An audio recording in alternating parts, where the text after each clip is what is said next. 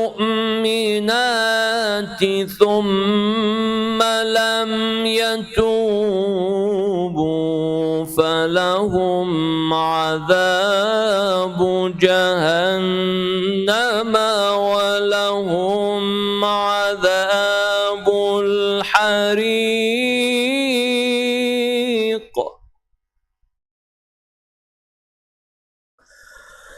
إن الذين آمنوا وعملوا الصالحات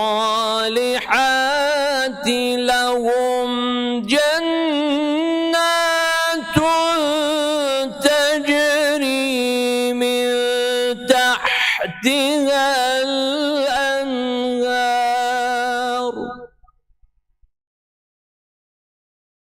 ذلك الفوز الكبير.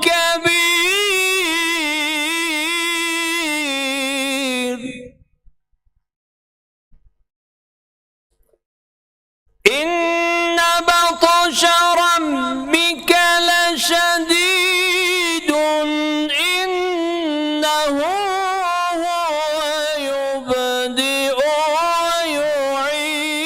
ويعيد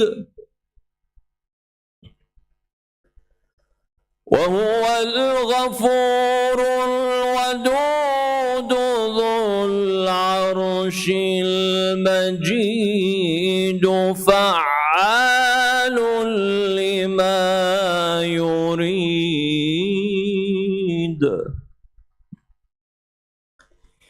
هل أتاك حديث الجنود فرعون وثمود بل الذين كفروا في تكذيب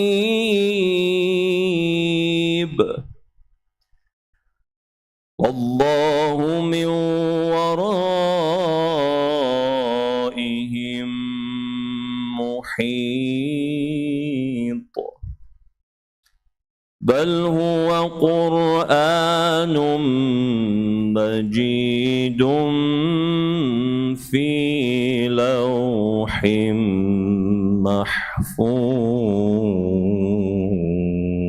محفوظ. صدق الله العلي العظيم. صلوا على محمد وآل محمد.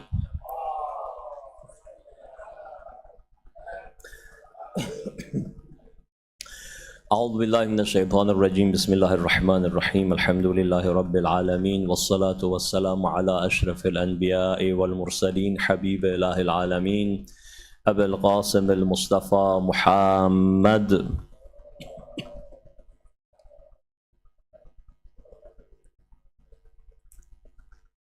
وعلى آله الأطيبين المنتجبين الهداة المهديين المعصومين المكرمين سيما بقية الله في الأرض. I apologize for my cough and I think something allergic happened to me. I played with paint today and that's probably why. So I keep getting closed throat.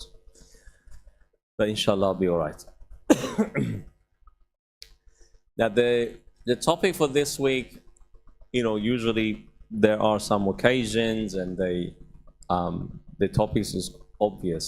For this week, they asked me for what, and I said, whatever others want. And one of the topics that they suggested is that what happens after we die?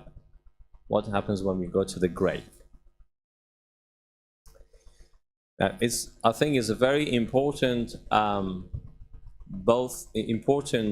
question to be answered, both for the belief that we have, and also for as a maw'adha, as something to remind ourselves about what's going to happen next.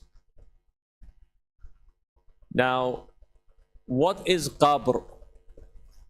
What is When we say al-qabr, what does it mean? Anybody wants to tell us what qabr is?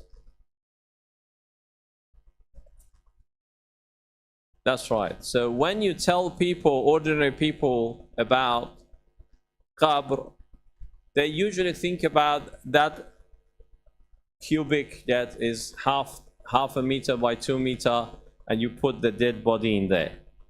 That's as the grave that's translated in English. That's called al-qabr. However, when we talk in the ilm al-kalam, in the belief system, in the ilm al-kalam, as you all know, is the topic that talks about our belief, our i'tiqad, and what we believe. In ilm al-kalam, when they say qabr, that's not what they mean. In fiqh, in ilm al-fiqh, when we were like talking about ahkam al-shari'iyah, when they say qabr, they mean what Hajj said. Qabr means that part of the ground that they dig and they put the dead body in there. In ilm al-kalam, that's not what alam al-qabr means. Alam al-qabr is the same as what we call alam al-barzakh. So al-qabr, when we talk in ilm al-kalam, is the same as alam al-barzakh. Why do they call it a qabr? Because when you put the body in this hole, the qabr, the ruh, the soul of the person goes to alam al-barzakh, which means that these two are together. They're parallel to each other. The body goes down, the soul goes somewhere else. Now, one of the mistakes that many people make, they get confused between these two. Like, I remember when I was a kid, they used to teach us these things. I'm sure many of you have heard it. They used to teach us and say, when we put this dead body in there, the life will go back, and there are riwayats about this, okay? The life will go back to the dead body, and this dead body starts talking. That's what they used to say to us, teach us. That this body starts answering questions. This body starts feeling, for example, pain and fear and all the things. Have you not heard of this? You never heard of this? It's surprised that you say you haven't heard. In Farsi, there is a saying that they say, until this forehead hits the grave, the stone, I'm not going to forget this, as a saying. Yeah? And then when you, exactly, that shows that you have heard of that. And then you say, what do you mean by that? They say, look, and this is very interesting, because what they say and what people think is totally contradicting themselves. I'll tell you why. They used to say this. They used to say, the gravestone is on our head. That's what they used to say. And when they want to ask you a question, you try to get up, because the body has some life. You try to get up and your forehead hits the gravestone. Isn't that already contradicting itself? Because you're lying on your side. How are you going to hit that stone? If you get up, this part of your head will hit this stone, not your forehead. So that's already nonsense. But the more important thing is that from belief point of view, this is totally nonsense. Yes? This body that is there in the grave, if you go and put a camera in there, okay? Some people, I've heard actually this exists in your country, in your beloved country, that they are nowadays selling graves for I don't know how much, for hundreds and hundreds of thousands of dollars, like $100,000, something like that. They sell a grave as expensive as a house. Yeah? And they are so silly, they think this grave has anything to do with what's going to happen to you afterwards. The grave underground is for your body, the body that belongs to this world, and you're going to leave it. It does not feel any pain, that body. Okay?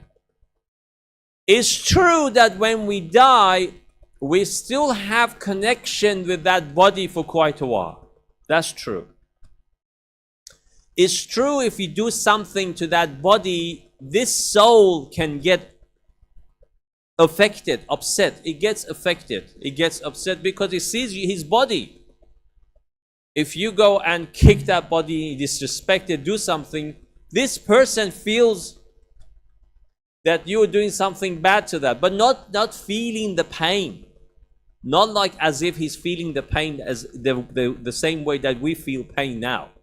Because the pain center is in our brain, the brain is not working anymore, finished. So far, I think I've confused some people. Some people are looking at me and say, what are you talking about? So what happens then? We die, and they put our body in there. Where is the soul? Yes? You want to answer? It's in the other world. Where is the other world? Alam al-Barzakh. Yes, called Alam al-Barzakh. Where is it? It's around this world, yes. You're cheating. You copied what I said before.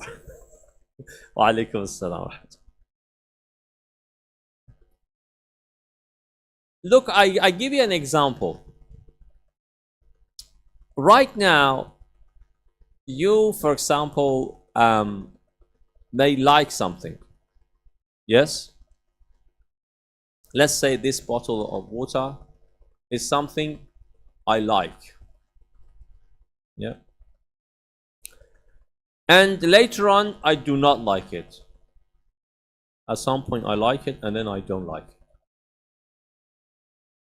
This liking and not liking, the disliking bit, liking, disliking, this would change certain chemicals in my body, in my brain, in my body. Certain chemicals will change. There will be certain hormones coming out. Certain things will change. If my body is not feeling anything, yes? Let's say if you, for example, put person under general anesthesia, put them to sleep. They do not feel anything. Yes? Now, the moment that they were going to go to sleep, they put them under general anesthesia before operation, for example. You ask that person, he says, do you like this? He says, yes, I do like it. Now he goes under general anesthesia and he wakes up. And you ask him again, do you like this? He says, yes, I like it. Yes? While he was asleep, did he like this or not? Doesn't make sense. You say it doesn't make sense?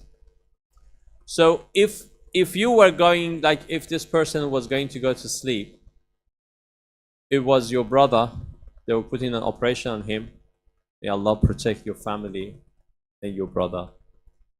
Inshallah, he was going to go to sleep and wake up and have a nicer nose, for example. Somebody kicked his nose. It happens to people. You know that. There you go. There's something between me and him, so sorry. So yeah, so goes to sleep and they're doing a nice operation on his nose, yeah? So he wakes up.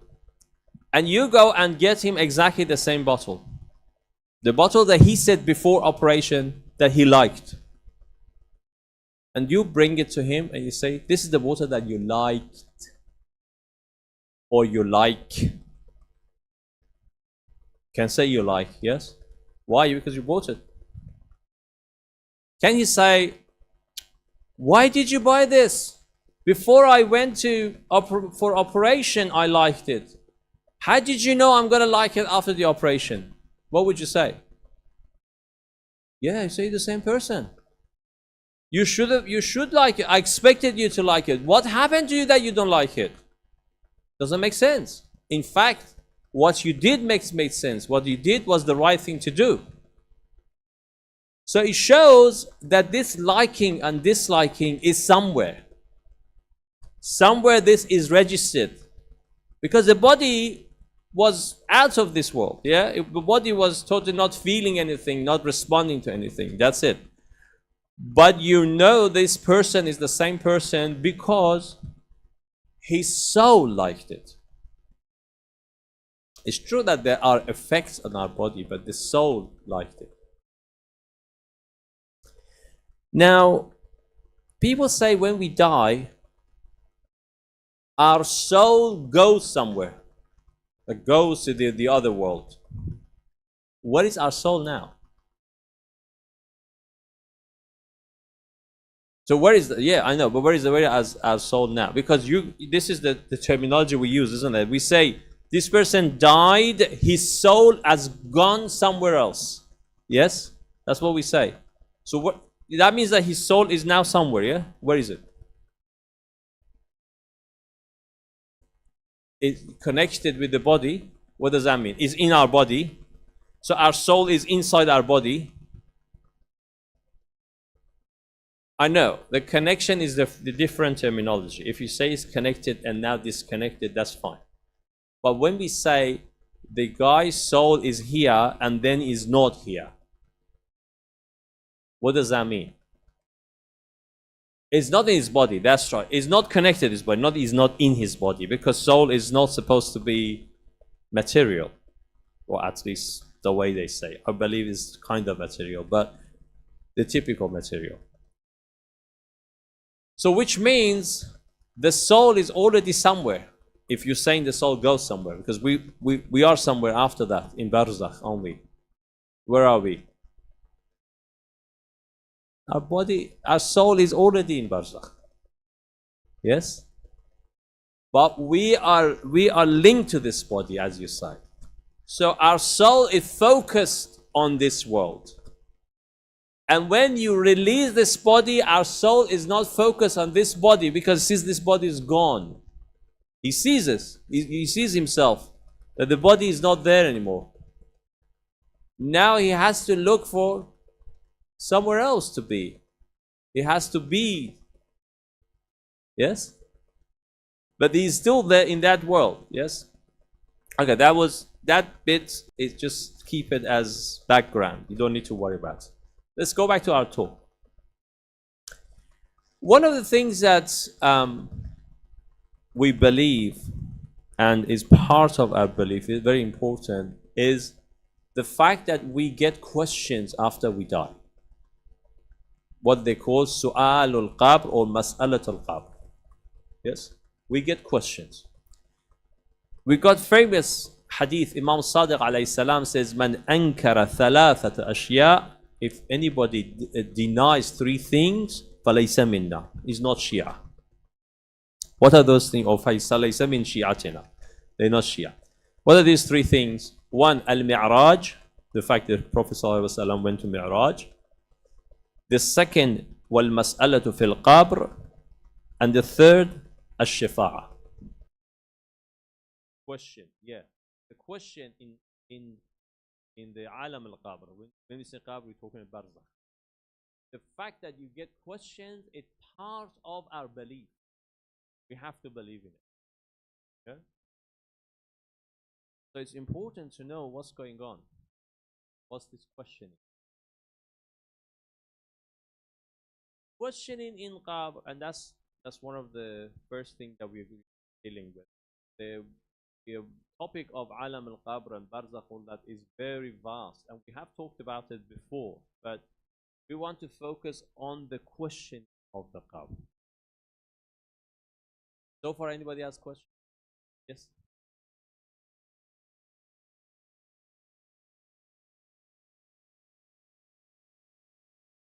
Yes.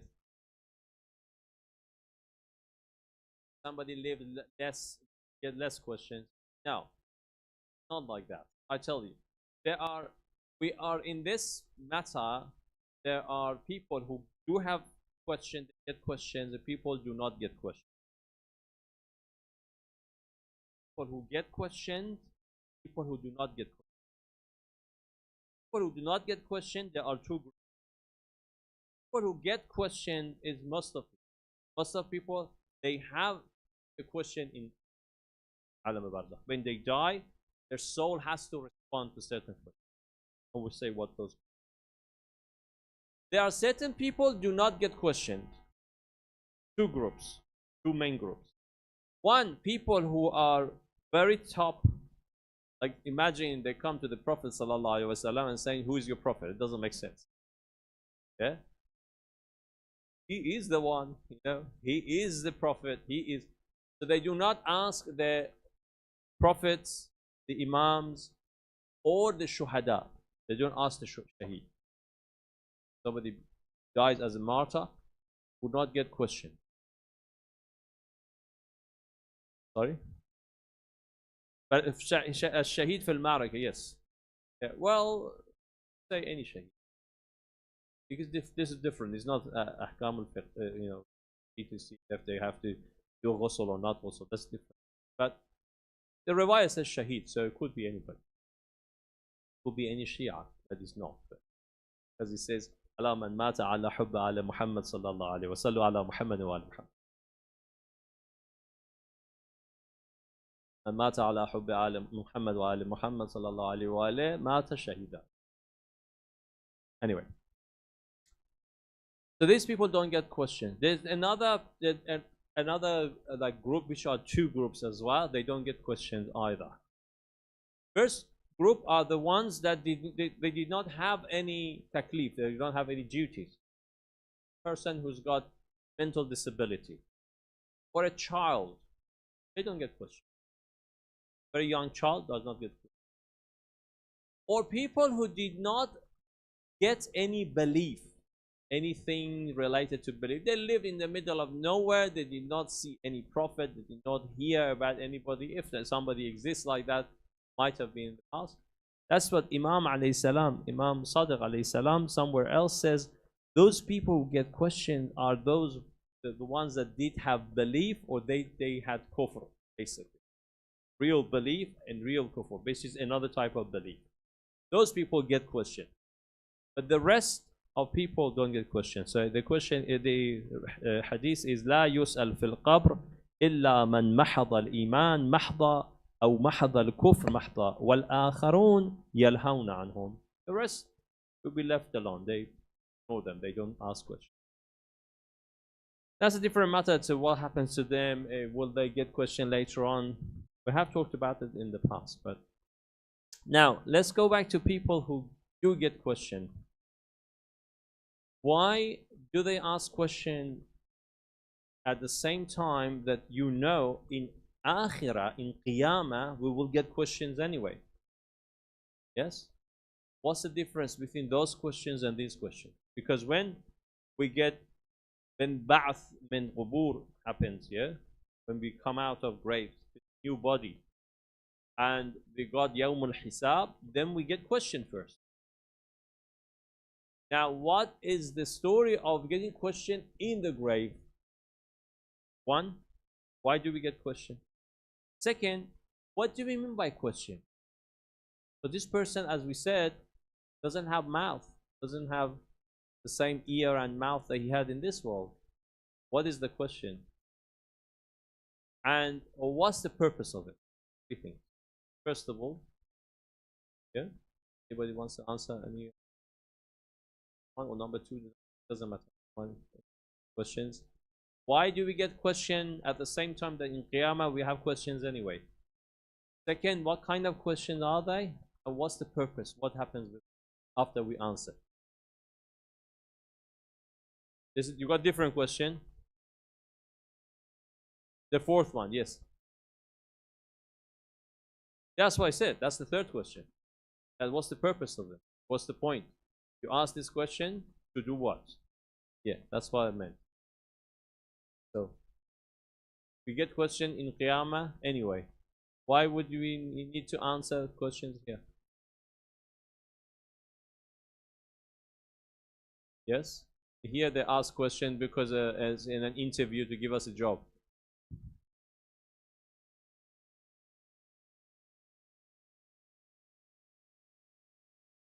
Yes. Yes.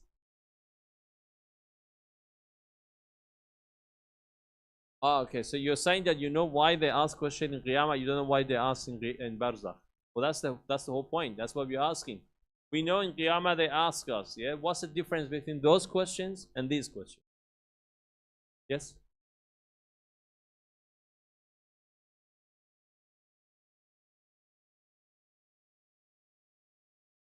Lighter. They're not very harsh. They're not very. I think you're right. Yeah, I think you're getting there. They're not in details. They are about the general thing. I have told you about this before. So they are general questions. There are certain things that they ask questions. The Riwayah says they ask about prayers, salah, qiyam, fasting, al-hajj, about wilayah of Ahlul Bayt alayhi salam. Some general questions. No, they didn't ask about the details. Certain things. For example, if you helped the poor, if you looked after others, yes, how you spent your money, how you spent your youth. As a young person, how did you spend it? Generally. But the details comes in Qiyamah. For example, they ask, did you pray? And as long as you prayed, you're part of people who pray. That's it. Here they separate. The ones that did pray and the ones that did not pray, they separate from each other. But the ones that did not pray at all, they're gone. They're obvious. In Qiyamah, they will ask the person who did pray, what was the quality of your prayer? How did you pray? But the important thing is, first they ask very important question, which is, who is your God? Now here, in this world, we can answer with our brain. What does it mean? I can influence my answer. I can lie. Yeah, it's possible for a human to lie because he can influence that. The question is coming, the answer is coming from his brain and mouth, from this body, so he can rule it. In the next world, your soul is answering. Soul doesn't lie. Which means that the answer to the second question, when we say question, is not as if they're asking the same way that you ask question here. They are actually questioning the soul, which means the soul is answering what is the soul's belief. The one that stays in our soul is our belief. So you cannot say that, oh yes, I believe. They say, who is your God? You say, Allah. Here now, all of us can answer it.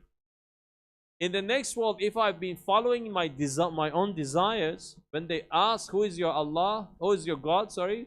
Who is your God? Instead of saying Allah, then you answer, my nafs, myself. This is my God, because I've been worshipping myself. I've been following my desires. Or somebody says shaitan, because they've been following what shaitan says.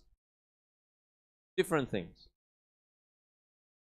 The same thing with prophets. It's amazing that in our brain we can memorize so many things. Even a young kid can memorize those things. Yes, they can say who is their God, who is their prophet.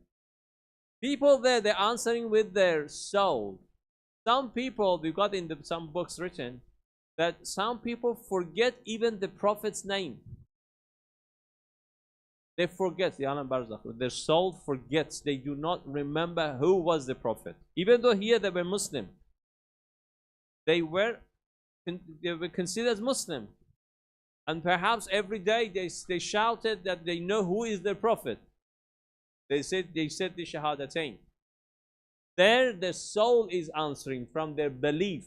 Really that you believe that that is your prophet or not? If you really didn't believe that this is your prophet, you cannot answer it. Your mouth is closed. You don't even remember. So who's your prophet? I don't know. The soul doesn't know. And this, in bracket, I just to make it a little bit more understandable. We talked about this before. Why do we repeat things every day? Why do we keep saying Ashhadu an la ilaha illallah, Ashhadu anna Muhammadan Rasulullah, Sallu ala Muhammadin wa alihi? Why do we keep saying this? We want to register. Yeah, we want something called tathbeet. Allah Ta'ala in Quran says there are some people that Allah makes this tathbeet happening, this establishment of a belief. Qawl al-thabit. Thabbitullah, Allah Ta'ala makes this belief in them registered. They do things, they try in a way that this belief gets registered in their soul. When they ask, quickly answer. But it's registered. The rest of people, we have to try hard.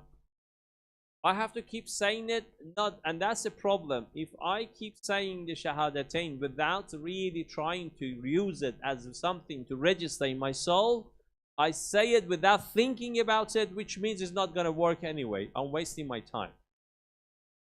Like the same way we said before about dhikr. Say dhikr, but it does nothing to me. No change. Matters if I say every time, believing and trying to bring this belief in me in a way that I would be ready to answer that any point. That's why somebody who's got the belief in him registered, the moment he sees the Prophet sallallahu alaihi wasallam, he sees the Imam Zaman alayhi salam, he follows him. Registered in him, he follows him. The moment he says is registered, is established for him, this is Imam, he follows him. He doesn't need to sit and think, shall I follow him or not? What are the good things and bad things about it? No. He's not like some of the so-called Sahabi at the time of Rasul sallallahu alaihi wasallam did not have, either they did not have any belief, they were totally munafiq, or maybe they had belief, but it wasn't registered for them. That's why when they were in the war, they were seeing the Prophet is going to get killed, and they ran away. One of them ran so badly that he passed Medina. He went back to Medina. He passed Medina for 3 days. They couldn't find him. Then he came back to Medina because he was worried that enemy will come and capture Medina. He didn't want to be there because it was scary for him. He didn't care about who is the Prophet. He didn't care if Prophet gets killed or not. He didn't care about any of these things. There was no establishment of belief in him. Yeah, I'm not judging what was his intention to be called Muslim in the first place. I don't know. But at least in this point, we can see he cannot stand there but the real person, real mu'min, like Abu Dujana. We talked about Abu Dujana before. Like Amir al-Mu'min Ali alayhi salam. These people, they didn't think. They're standing there protecting the Prophet sallallahu alaihi wasallam because belief is in them. I'll tell you an example. You have your child, people who have children. You have your child in front of you. May Allah protect all our children. God forbid something bad is going to happen to your child. Something is falling on his head, for example. Something, your car is coming. Would you wait and say, is it worth going and saving him or not? Would you? You wouldn't even think about it.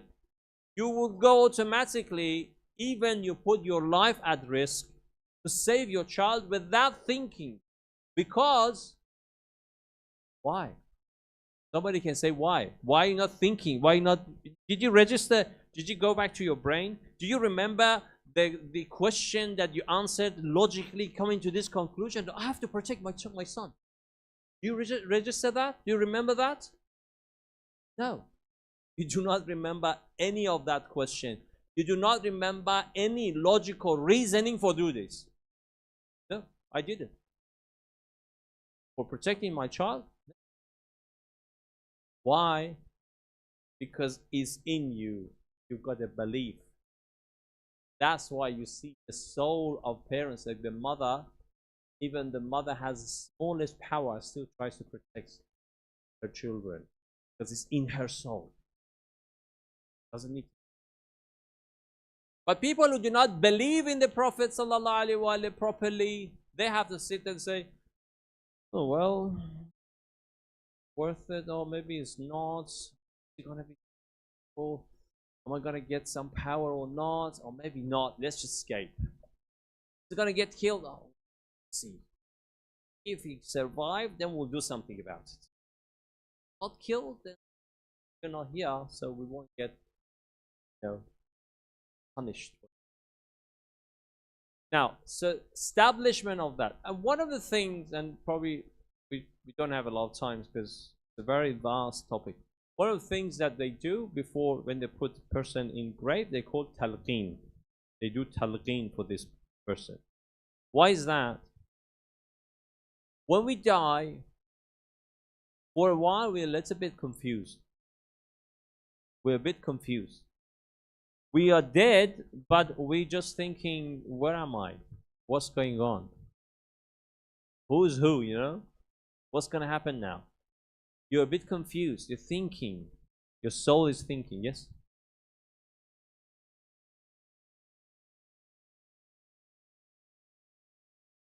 Confusion. For most of people, even mu'mineen. Even mu'mineen, they still have that. Yes. Confusion is still there.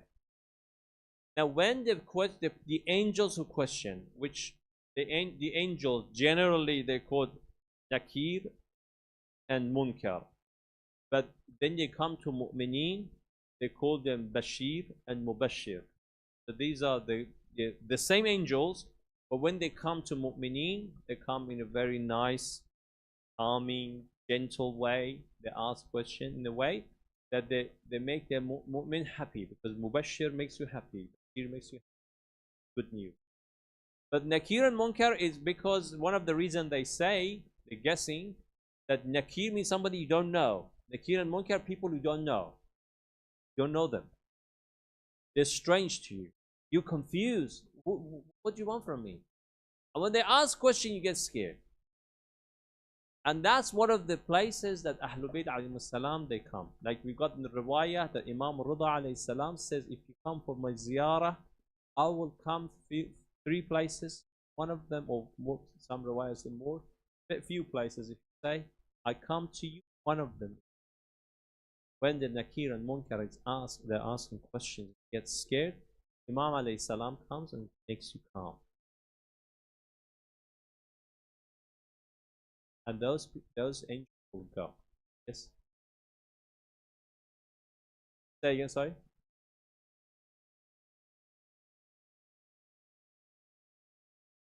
There are conditions for that.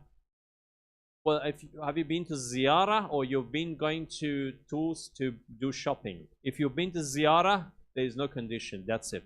If you've been going to see Imam Rida alayhi salam with that intention, if you've been there to visit the grave of Imam alayhi salam, or visit Imam alayhi salam himself, because we believe that they are alive, if that's the belief of yours, even if somebody is a sinner, still Imam alayhi salam comes to him. Still Imam alayhi salam will help him with those moments. Yes. Yes, some people go to Hajj and they come back and say, how was it? Oh wow, that building is so big next to Kaaba. You seen it? I didn't ask about the building. I said, how was Hajj? I wanted to say, I had a beautiful time. When we went on the Yawm al-Arafah, we did beautiful dua. When I went around Kaaba, I got this nice spiritual feeling, things like that. But instead of that, the first answer they give you is that building. Oh, we did nice shopping in the shopping centers around Kaaba. That person with that in his mind, he didn't go as Hajj. And maybe fiqhi way he has done his Hajj and he's not on his shoulder anymore. It's not a duty for him. But the reality, he has not got anything out of his Hajj. Yes, you're right. For that one, extra, like people go ziyarah, but they're after other things. You know? Somebody was saying some people gone into ziyarah to Arba'in, they were sitting there and playing games. So that person obviously is gone to play games. All right, so I'm not gonna. It's a lot of things to say. Got any questions so far? So talqeen. Oh, we didn't finish about talqeen. So talqeen is something that helps you because you're confused. You're confused, and when the people come, you still hear it, and they come and they talk to you. They say these things, and that helps. And the riwayah, Imam Sadiq alayhi salam says, when this happens, the angels say, this person have received talqeen, let's just leave him. They don't ask. Because they already done talqeen for you, and you know what to say, they automatically go. That's one of the benefits of doing talqeen. If I die one day, remember that, okay? Because there's a good chance I would die one of these places, like somewhere in the mosque or somewhere, because I'll be around here for, inshallah, for a long time, and then as soon as if I die, then you guys know, remember this day and start doing talqeen for me, because I get forgetful there. Yes. Say again, sorry. Yeah, if you do talqeen, what happens? Helps that person to know what to say, and automatically the nakir and munkar will leave. They don't ask, because he's already been told you got to answer these questions, and he absorbed it. He helped him. The question will not happen. The riwayah says when that happens, they don't bother asking questions because they know that you're going to answer correctly. Because you have been reminded, you're calm, you know what to say. But of course, this is for a person who has a real belief. Yes? This is for a mu'min because his belief is fine. Just because of the difficulty of going through the death process, he may get confused, he may get scared. That's for that person, that talqeen will help him. The person who does not believe in something, no matter how many times you tell him, he's not going to say it because he cannot say it. It's impossible for him to say. One of the brothers is not here, unfortunately. Just said something very interesting today to me about this. And even though he didn't probably know I was going to talk about this topic, he didn't come, unfortunately. He said that he saw somebody who died recently. He wasn't probably that much after prayers and all that. He said he had a dream about him. So he told this guy, what are you doing here? Who buried you? You're dead. And to say that this guy was confused. So my brother, this brother from here, he says that I told him, look, remember, you're going to die. Be prepared. Be prepared to answer the questions. This guy couldn't. He couldn't talk. So this was his dream, of course. I'm not saying that is evidence. That was interesting. Unfortunately, he's not himself here, so he told you directly firsthand about what he dreamt. Any questions? Barzakh? There's no shafa. Shafa is not in that meaning. No, there is, but not shafa in that meaning that we know in Qiyamah. Yes. But there are things that you get from the blessings of Ahlul Bayt alayhim salam, like the one we just. They would help us, Allah, help the people who love them, believe in them. They would help them. But shafa'ah is something that would wipe out your sins. Certain sins, at least. You know, there are certain things. It would make the shafa'ah would. You know what shafa'ah, the root of shafa'ah is, yeah? Means what? Do you know what it means? The root of, what is shafa'ah? You know, the salat of shafa'ah wal what? What is shafa'ah? What's the difference between shafa'ah and what? Shaf is two, exactly. What is one, yeah? والشفع والوتر is شفع means two. Shafa'a means pairing. Pairing. That's right. So what happens? The Ahlul Bayt alayhi salam comes. So one of the famous hadith of the Sunnah book, Fatima al-Zahra salamullah alayha comes does that. Comes and says, ask Allah, oh Allah, you promised me that I can pick people who loved us. Allah Ta'ala says, yes, of course, you can do that. So she goes and picks this, and they have on their forehead they have the sign that says Muhibb al-Zahra salam or similar. So she picks them. So they pair with Ahlul Bayt alayhi salam.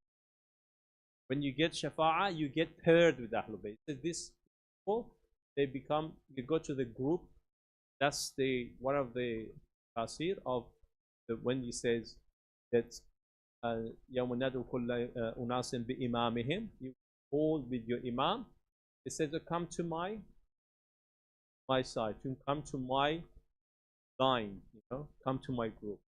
So these people get picked and they get paired with Ma'soom, somebody who's doing Shafa'a for them. Could be other people doing Shafa'a for them. And when they are with that, so for example, if somebody gets paired with Abadar is in line with Rasul Sallallahu Alaihi Wasallam, then you will automatically. That's a different thing. But in Alam al-Barzakh, we get, inshallah, blessings from being with Ahlul Bayt alayhi salam, believing in them, and different places. What else? I thought you guys have.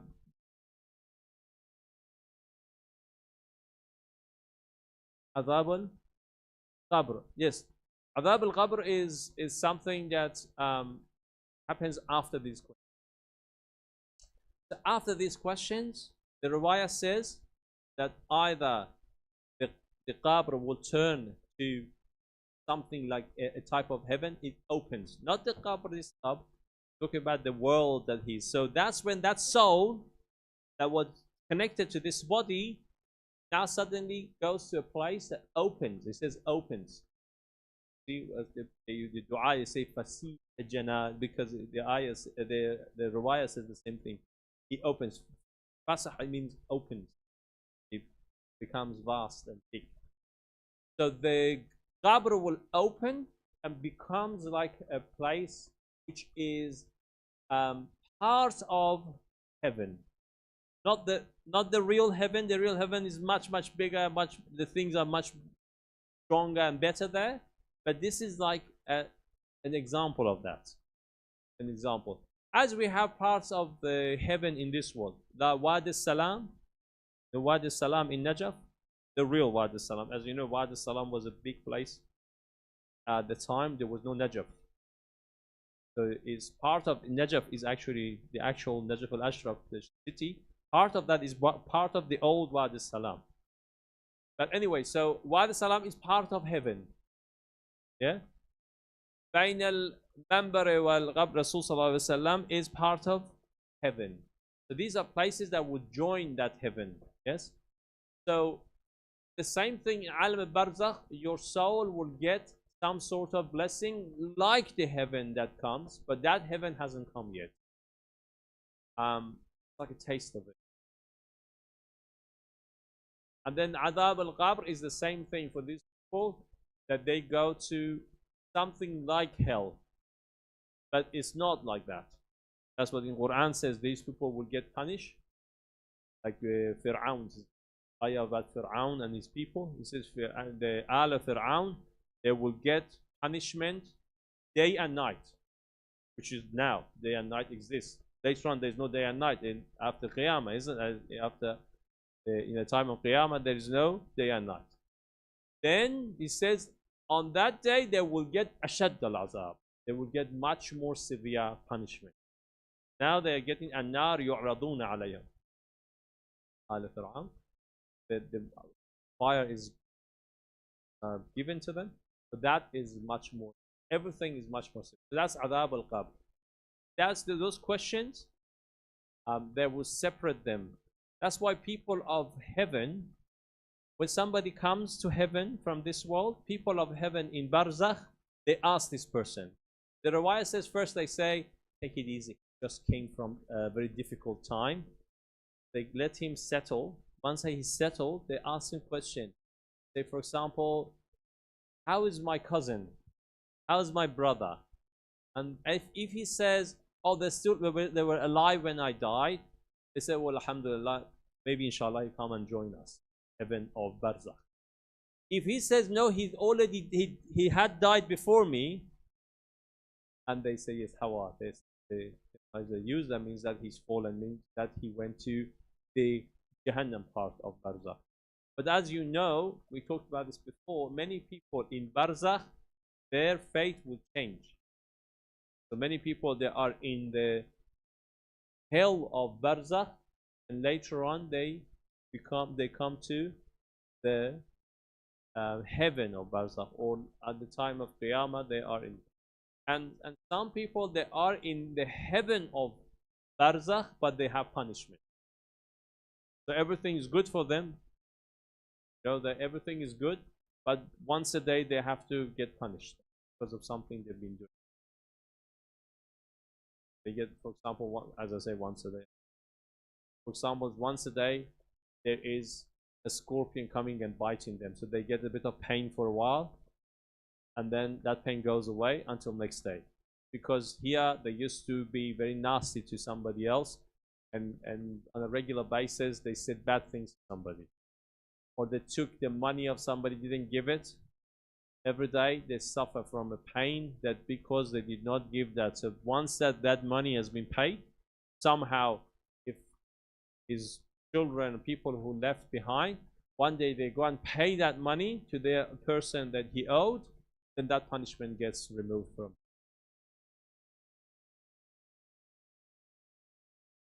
Hope you can.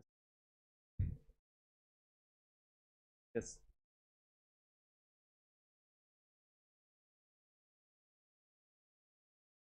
They keep the body until the relative before burying him, yeah? The question is happening right after the burial.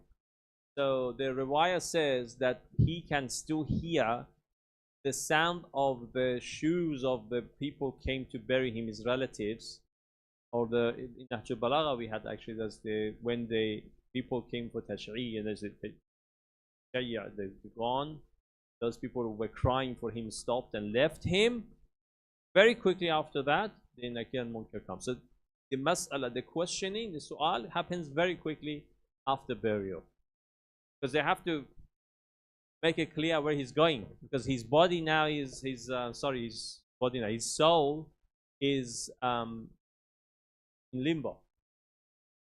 They have to decide where he's going. So they come and ask questions.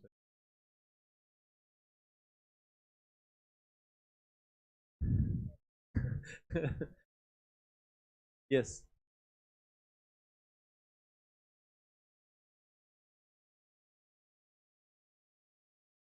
We should bury a person that dies as soon as possible. That's right. We shouldn't. That's right. It's makruh to keep them without burial. Yeah. We do have a lot of about bury them as soon as possible. Better not to bury them at night. There are lots of things that we fiqh books as well. We can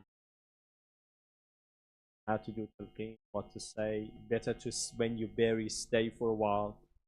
Stay for a while because it's gonna feel, because he's in shock. So if you stay for a while, he calms down and says, okay, all right, now I know what's going on, I'm dead. And then these people go, he doesn't, because if they come and bury him and then go, he just feels more baffled and in shock. So that's harder for him to manage that. Better to stay reciting Quran, Ayatul Kursi, for example, Surah Yasin, any part of Quran, doing dua.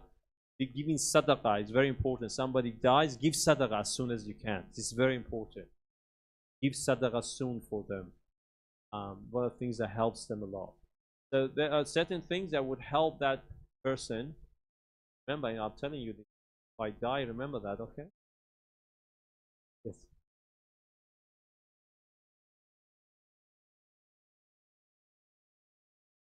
Yes. Yeah, he is there. He's present. He would see people Sometimes even he tries to talk to people. He tries to tell people, look, don't cry for me. Like the mu'min is a good place. So he says to people, don't cry for me, I'm in a good place. So there's even the verses in Quran shows that. You know, for example, the terminology like farahin, they're happy. Farahina bima atahum Allah min fadlih. They're happy. Yastabshiruna, they're looking around. Anybody bring any good news from my relatives? That's the bit that we said. It's in the Rawaya, Yastabshirun. So they're asking question. Any good news about my brother, my sister, this family? No. So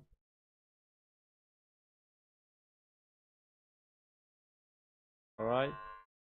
صلوا على محمد وآل محمد.